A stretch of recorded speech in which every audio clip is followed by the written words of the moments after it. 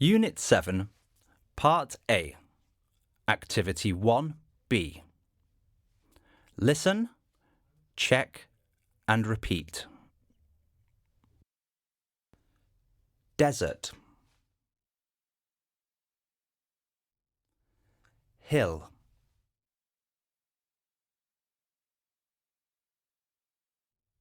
Mountain.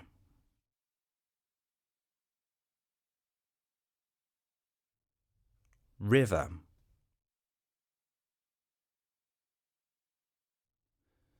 Ocean. Lake.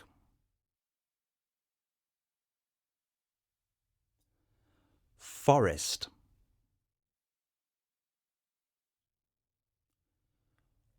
Waterfall.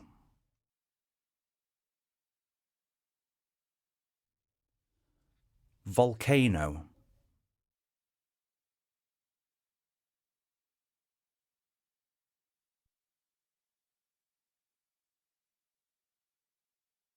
Unit 7, Part A, Activity 2B. Tim and Casal are playing a game called Guess What? Listen and write the sentences they use to describe the places below.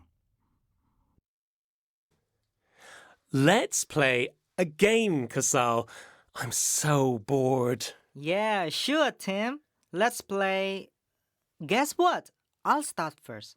It's a place that is drier than normal land.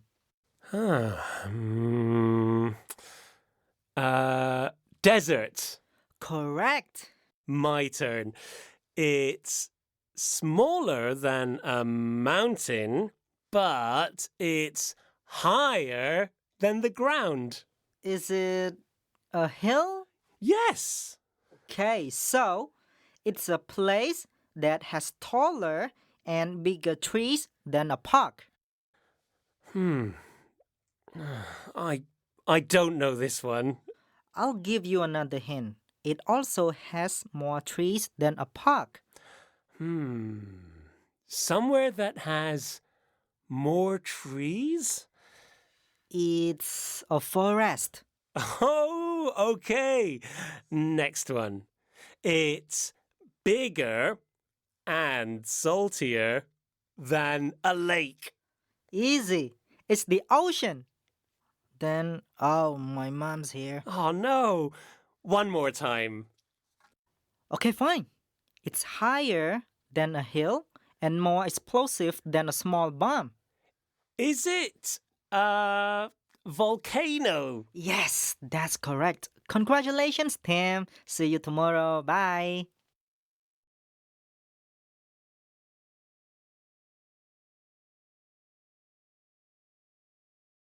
Unit 7, Part A, Activity 5B. Listen and check. The Antarctic Desert and the Sahara Desert are drier than other types of land with barely any precipitation every year. Precipitation is a word for snow or rain. While the cold desert, Antarctica, is covered by a huge sheet of ice with temperatures between -10 degrees C and -60 degrees C, the Sahara has a hotter temperature of around 40 degrees C to 47 degrees C, making it one of the hottest deserts. These areas are also more difficult and more dangerous to live in for most humans and animals. Only 2% of Antarctica isn't fully covered by ice, and that is where seals, penguins, and other birds live. In contrast, the Sahara is full of sand, but it has more types of animals such as snakes, lizards, cheetahs, camels, and plants such as date palms. Although the Sahara is hotter, it has a population of approximately 2.5 million people, whereas Antarctica's population is smaller than 5,000, and they are mostly researchers. Despite the terrible conditions, these two deserts are more important than we think. Antarctica's ice sheet stores a larger amount of fresh water than other places on Earth, and the deserts could provide more solar energy, that's energy from the sun, which could be used for clean energy.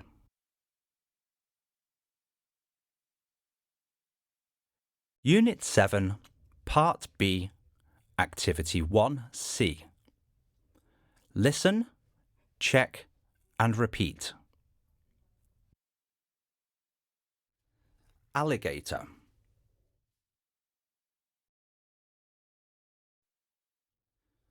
Scorpion.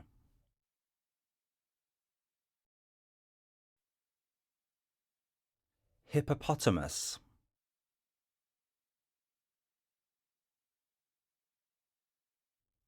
Cheetah. Hamster. Rabbit.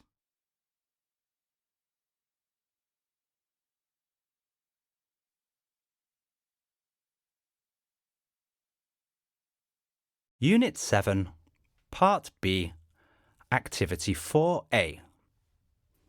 Listen to the radio program about 3 types of bears and fill in the gaps with the adjectives. Good evening and welcome to DEF Radio. I'm your host, Nick, and today we'll be talking about 3 of the most interesting bears: grizzlies, pandas, and polar bears. Let's start with pandas. They are from China, and they are the most adorable animals ever. However, don't let their cuteness deceive you, because they are still dangerous, and you won't know when they will attack you. If we talk about speed, pandas are the slowest, while grizzlies are the fastest. Moving on to pandas' white brothers, polar bears live in places that are very cold, such as Russia, Alaska, Canada, Greenland, and Norway. They are the most dangerous and the scariest when they're hungry. They also have the biggest feet compared to the other bears. Since they need to protect themselves from the cold weather, their fur is fluffier than brown bears and pandas. Finally, we have the brown bears, or grizzlies. They are from Europe, Asia, or North America. They are heavier than pandas, but lighter than polar bears. They are more dangerous than pandas when it comes to protecting their cubs. There you have it, folks. Before we move on to our next program, let's... Unit 8, Part A, Activity 2A. Listen to the radio program and 1. Write down the names of any animals that you didn't know. 2. Decide which box, A, B, or C, contains which group of animals. Hello and welcome to the natural world. In today's program, we are going to talk about some animals that live in Southeast Asia. We are going to talk about 3 kinds of animal: insects, reptiles, and amphibians, and give some examples of them. So, to begin, let's talk about insects. Insects are small animals with 6 legs, and many of them can fly. They often come into the house, and many people are scared of them. One kind of insect is the beetle. Beetles can be quite big and fat for insects, and are often black, but they don't usually bite or hurt people. Cockroaches are a little similar to beetles and are also big, and many of them have wings and can fly. They come into our houses and they are dirty, so people don't like them and usually kill them. Another kind of insect is the butterfly. Butterflies have big wings that are pretty and colourful, and they are good for the flowers. Probably the most common kind of insect is the mosquito. Mosquitoes are very bad for people because they bite us all the time. They are also dangerous because they can make you very sick. There are also amphibians in Southeast Asia, such as frogs and toads. These animals can live on the land and in the water. Frogs are the most common kind of amphibian. They are green and wet. They eat insects and they move by jumping. People eat frogs. Toads are similar to frogs, but they are usually bigger, they're dry, and they're often grey. Finally, there are reptiles. Reptiles include crocodiles, turtles, snakes, and geckos. They can be very big or very small. Crocodiles are big and long. They live in the water, but they can go on the land. They have big teeth, and they are dangerous because they can eat people. Turtles are big and round with 4 legs. They can swim very well and live mostly in the sea, but they go onto the beach to lay eggs. People usually like turtles. Snakes are very common in Southeast Asia too. Snakes are long and thin. They don't have legs and can be very dangerous if they bite you. The last animal for today is the gecko. Geckos are very common and often live in people's houses. They're small and green and run up the walls.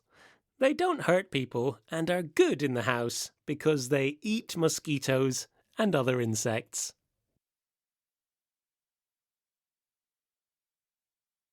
Unit 8, Part A, Activity 2B.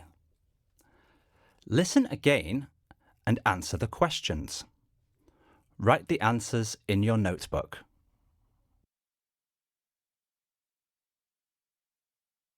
Unit 8, Part B, Activity 2A.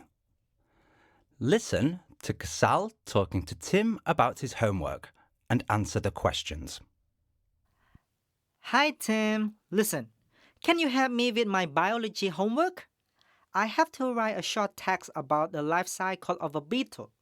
We have this diagram and I don't understand it. Okay, well, what don't you understand? Let's have a look. Well, stages mean the different parts of the beetle's life, and the life cycle means all the stages from birth to death, right? Yes, that's right. This isn't too difficult, Kasal. It's just that the words are new. Look at the diagram. Which is the first stage in the beetle's life? Well, the first stage must be the egg. It's the smallest and it can't be an adult first and an egg later, so that must be the first one. Good. When you have a diagram like a circle, you have to find the first stage to start describing it. So, what's next? Well, that's easy. There's an arrow on the diagram. After that, it's the larva stage. I don't know what that means.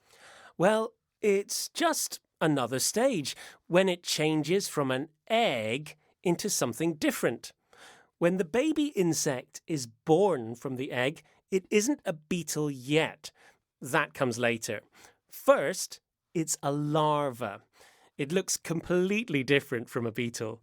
It's small and long, and it's hard to see the head or the legs.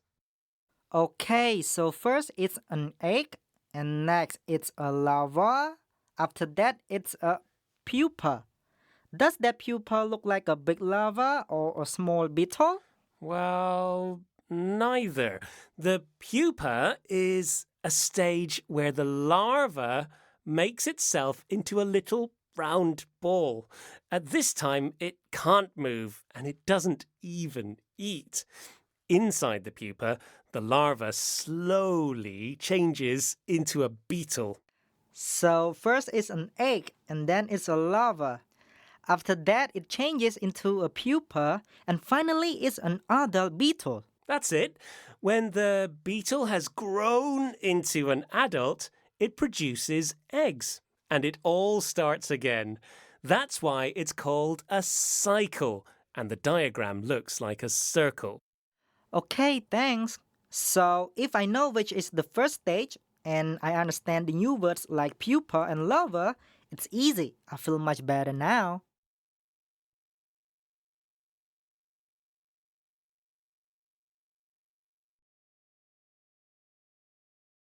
Unit 8, Part B, Activity 2B. Listen again and match the stages with the descriptions.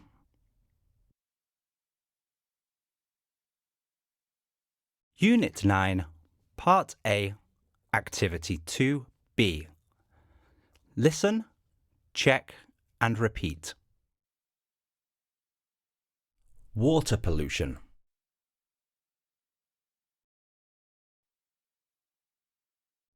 Overfishing.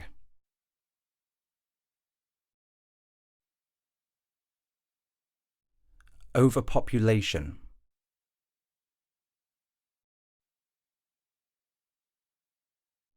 Deforestation.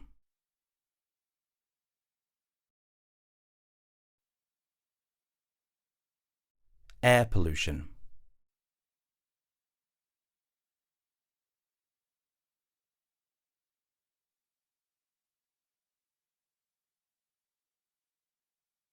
Unit 9, Part A, Activity 3A. Listen to people talking about environmental problems. Match them with the pictures in Activity 2A. Our environmental problems are all interconnected, each of us. All kinds of living things affect one another. 1. Our rainforests, where we have the biggest number of trees, are being cleared to build more houses and factories. The Amazon rainforest in Brazil is the largest rainforest on Earth, but thousands of trees are being cut there every day. This is frightening because trees produce the air we breathe, oxygen. They also absorb carbon dioxide, the type of air we don't need, and is very dangerous to us. So, without our trees, it will be difficult to live.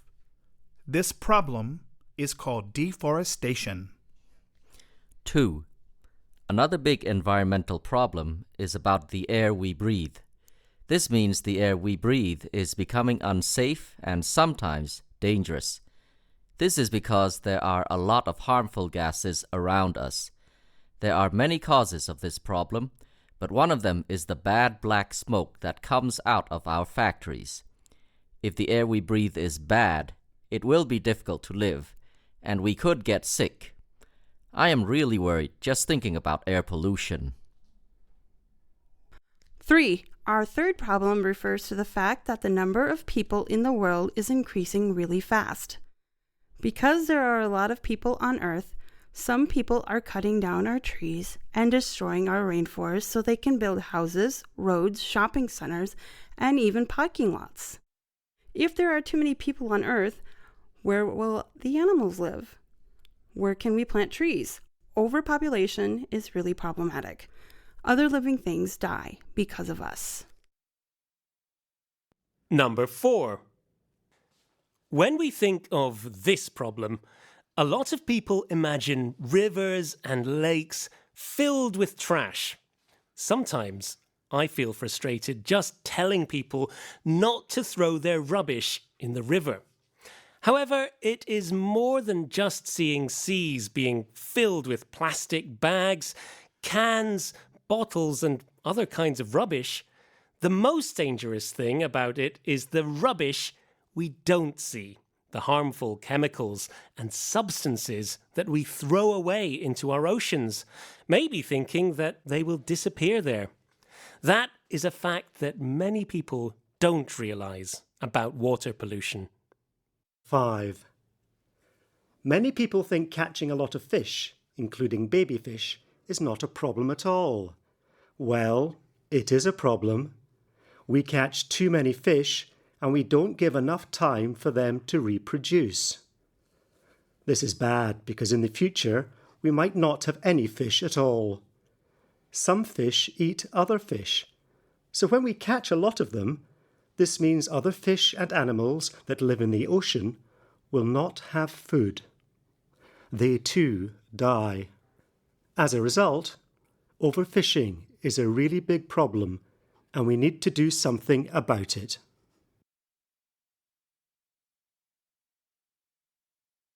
Unit 9, Part A, Activity 3B.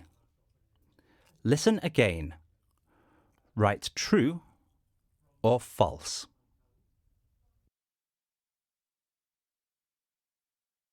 Unit 10, Part A, Activity 2A. Listen to a conversation between Lekna and Jani. What are they talking about? Hello, Mom. I'm back. Who are you trying to call? Hi, dear. I'm trying to call your uncle, but he isn't picking up. Maybe he's busy. You look worried, Mom. Did anything bad happen? This morning, people at the market said there was a drought in Battambang. They said the drought was serious, and some people got sick as well. Your uncle lives there, and I haven't talked to him lately. That's why I'm worried. Actually, I listened to the radio and heard the news about it this morning.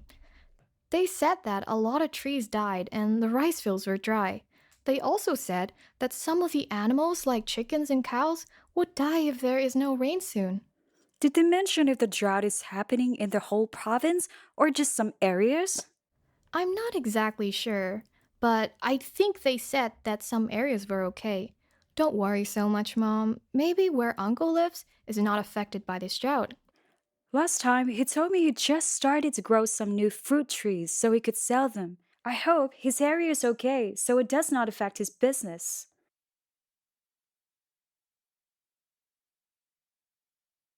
Unit 10, Part A, Activity 2B. Listen again. Decide if the sentences are true or false. Write the answers in your notebook.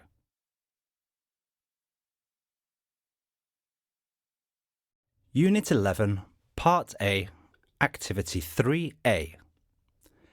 Copy the sentences about a fire drill into your notebook and put them in the right order. Welcome to my instruction session for the fire drill. I want to make a few points before we begin the actual practice. Firstly, when you hear the alarm, stay calm and walk to the emergency exit. Do not run or push each other because it will delay your exit and might lead to people falling over. Next, it's very important to take the alarm seriously, even during our practice. So leave the building immediately. If the building is filling up with smoke, stay low on the floor and crawl. Smoke goes up, so if you stay low, you'll have more oxygen and a clearer view. Also, don't inhale the smoke because it's very bad for your lungs. When you exit the room, leave the lights on. When the firefighters arrive, it helps them see the room better. Moreover, watch out for the hot door handles. Before opening any door, check for smoke and touch the handle or door first. Never open a door that is hot or has smoke coming through, because there must be a fire behind it. After you leave the room, close the door. It helps slow the fire down by stopping oxygen from moving round the building easily. Once you're outside, move away from the building. People always want to watch, but by doing so, they might block the firefighters from doing their job. It's safer to be far away, since no one knows when the building might fall or explode. Finally, wait for permission. You should not enter the building unless the firefighters say it's safe. All right, that's the end of this session. Does anyone have a question before we begin our fire drill?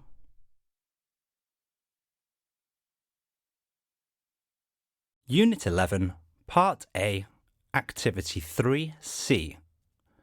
Listen again and check.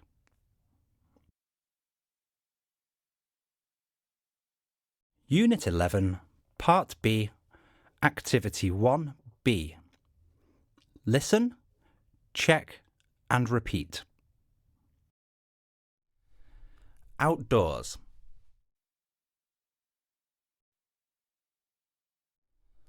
Landslide.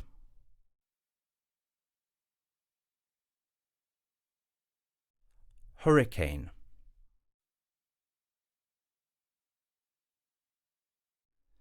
Blizzard.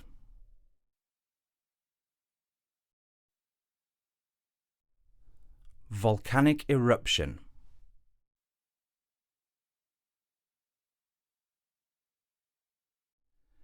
Indoors.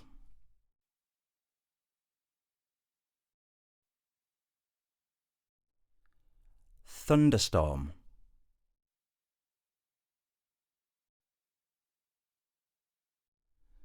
Electrical fire.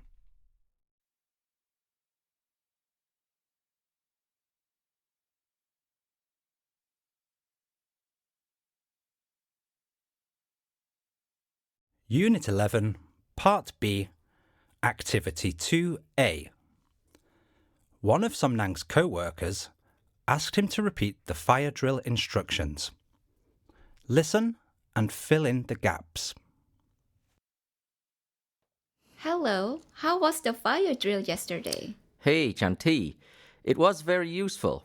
The instructor gave us lots of instructions before beginning the drill. Can you summarize them for me? I was absent because of my terrible cold. Sure. When you hear the fire alarm, don't panic and quickly leave through the emergency exit.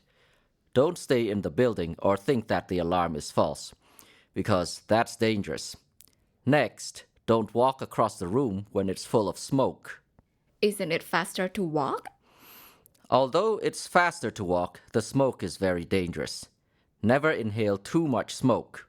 It's bad for your lungs, and the lack of oxygen can make you faint easily. Also, you won't be able to see clearly, so crawling is the best way. When you exit the room, always leave the lights on, and don't ever open the door without checking. If the handle or the door is hot, there is a high chance that there is fire behind it. Once you confirm that the door is safe, always close the door after you exit to cut off the oxygen from entering the room. When can I go back to work? You really love working. Well, there are 2 more commands after you leave the building. Don't ever crowd in front of the building, and never re-enter without permission from the firefighters. Okay, I got it. Thanks, Somnang. You're welcome. Unit 11, Part B, Activity 3. Copy the sentences into your notebook. Listen and circle the words that are stressed. Example: don't go near the windows.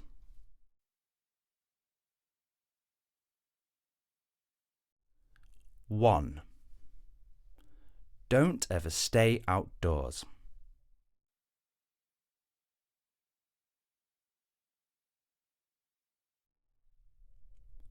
Two. Never leave the building.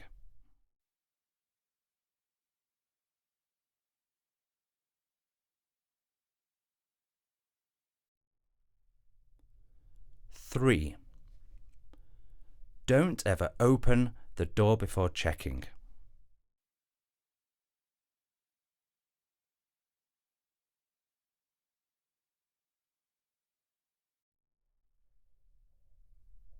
4. Always wait for permission.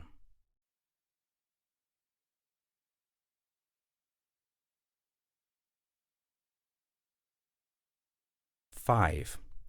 Call the police officers.